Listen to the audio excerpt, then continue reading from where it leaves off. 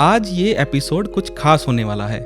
जय गौ माता, जय गोपाल। तो बहुत सारे ऐसे प्रश्न हैं जो जनमानस के, गौ भक्तों के, गौ प्रेमियों के हैं, तो उन पे हम आपसे बात करेंगे कि ये यात्रा है, ये एक गौ पालन के लिए, देसी गौ पालन के लिए जो क्रांति आपने ला दी है, इसके बारे में थोड़ा सा हमें बताइए कि कैसे शुरू हुई। फिर महाराज जी ने दिशा निर्देश दिए कि देसी गौ पालन करना है, उसकी गंभीरता के विषय में बताया।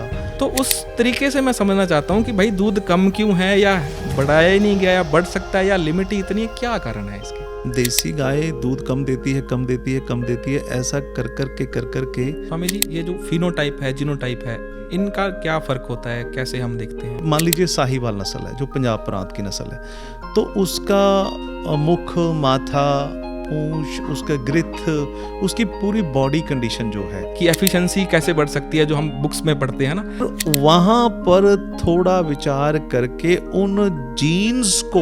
21वीं सदी के अंदर हम जी रहे हैं, मॉडर्न टेक्नोलॉजीज हैं और एआई का ज़माना चल रहा है, और इस टाइम पे आप चैनल पे मैं देखता हूँ यूथ को कह रहे हो कि गाय पालो। इसके लिए हमने सिर्फ जय गौ माता, जय गोपाल का उद्घोष नहीं लगाया, इसमें हमने लोगों को वैज्ञानिक ढंग से कैसे गौपालन करना है। जैसे कि आजकल के यूथ के अंदर है ना कि एक वाइट कॉलर जॉब हो, सुबह एक अच्छा ऑफिस हो, एसी में बैठें और कंप्यूटर डेस्क हो, अच्छी गाड़ी में जाएं, अच्छी गाड़ी में वापस आएं, तो उन चीज़ों के साथ ना रिलेट नहीं होता है। उनको गोबर में, गौमूत्र हाँ, गौमूत्र में हो कि सुबह आपने देखना है, ये करना है, वो ये इसीलिए मैंने पूछा है, अन्यथा ऐसी बात नहीं है। हमारे भगवान श्री कृष्ण भी तो गौ माता के साथ ही रहते थे, सिर्फ माखन थोड़ी खाते थे, गौ पालन भी तो करते थे। तो 1950 से प्रयास होता तो आज यानी कि हमारी गाय की परफॉर्मेंस बाकी सब गाय से ऊपर होनी थी। काफी लंबा प्रोसेस है, इसे जेनोमिक सिलेक्शन बोला जाता है, इसे प्रोजनी सिलेक्शन प्रोग्राम भी बोला जाता है।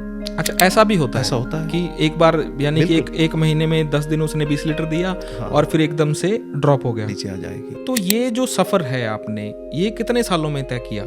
तो आपको बहुत कम समय लगेगा वहां तक पहुंचने के लिए।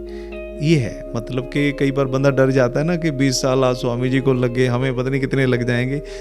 नहीं, एक मैं आपसे और पूछूंगा, तो आप जो अपनी गौशाला में जो आप बोलते हैं कि बुल मदर फार्म है, तो क्या आप मिल्क रिकॉर्डिंग डेली करते हैं? नहीं, इतना बड़ा काम करना है तो अगर डाटा में एक्चुअलिटी नहीं होगी, और ये यात्रा लंबी होती जा रही है, कारवा बढ़ता ही जा रहा है, तो उन वीडियोस को देखकर हमें बड़ा सुकून मिलता है कि जो कार्य शुरू किया था अब वो फलीभूत होने लग गया, और लोगों को देसी गाय का दूध भी मिल रहा है, और नस्ल संवर्धन भी चल रहा है, और संख्या भी बढ़ रही है, उत्पादन भी बढ़ रहा है। गाय के साथ, नंदी के साथ बहुत सारे एक्सीडेंट होते हैं, ऐसी बहुत सारी दुर्घटनाएं होती हैं रोड के ऊपर। अब दोषारोपण चल रहा है, कई बार ऐसा होता है कि जो दोषारोपण कर रहे हैं छोड़ी भी उन्होंने होती हैं, या तो मंगल ग्रह से तो आ नहीं रही हैं, कोई एलियंस तो छोड़ नहीं रहे हैं इनको। बिल्कुल। एक पक्ष ऐसा है जो हमें अभी ज्ञात नहीं है, वो पक्ष है गोचर भूमि का। अब इसके लिए क्या मानव जाति तैयार है?